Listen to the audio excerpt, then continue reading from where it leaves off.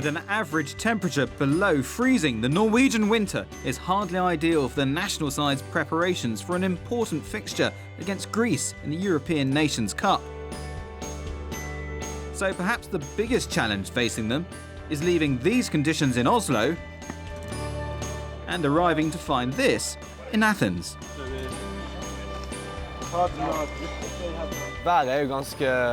The weather at home is certainly very changeable, with lots of snow. And this winter we lost a lot of time at training because we had to clear the snow off the pitches beforehand.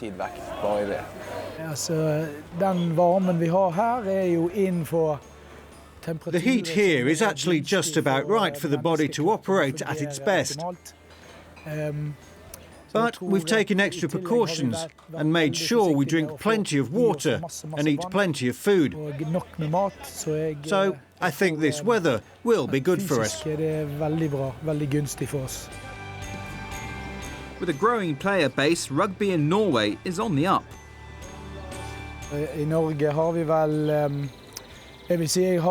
Norway, I'd say I have around 50 to 60 players who I'm not afraid of selecting for the national team. Outside of that, we have several other younger and older players who perhaps aren't quite as good or maybe as serious as these top 50.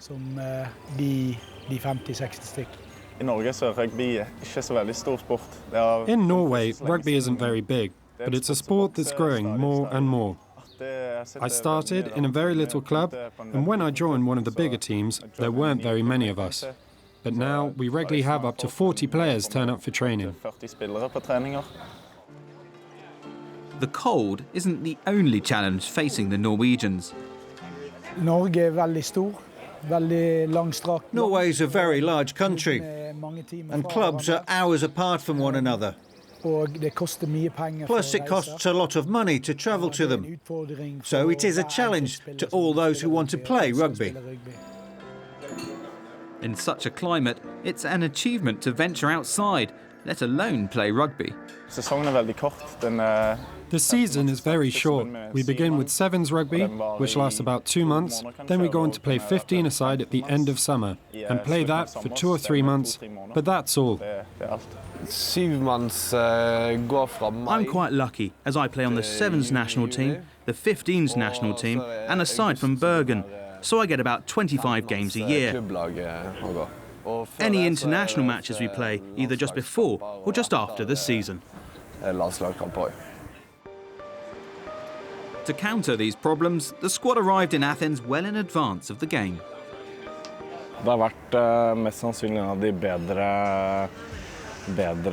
This is probably one of the best preparations we've ever had.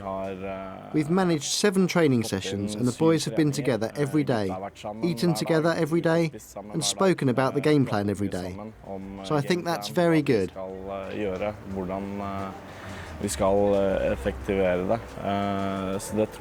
It's always tough playing away from home, but with the preparation we've had and the players that we have, I'm hoping that we can return home with a win.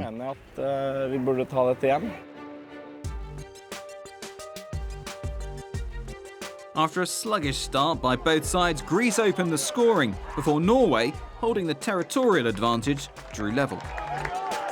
Despite Norway's dominance, Greece scored the first try to lead 10-3. Another Norwegian penalty soon after the break offered a little hope, before Greece stretched their lead to 9 points with their second try. Then it was Norway's turn, with their scrum half Andre Slata bringing them back to within 4 points.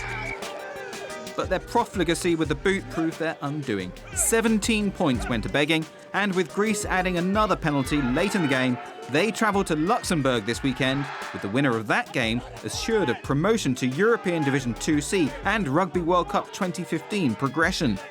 The Norwegians face an anxious wait to see if they'll have a playoff to gain promotion themselves.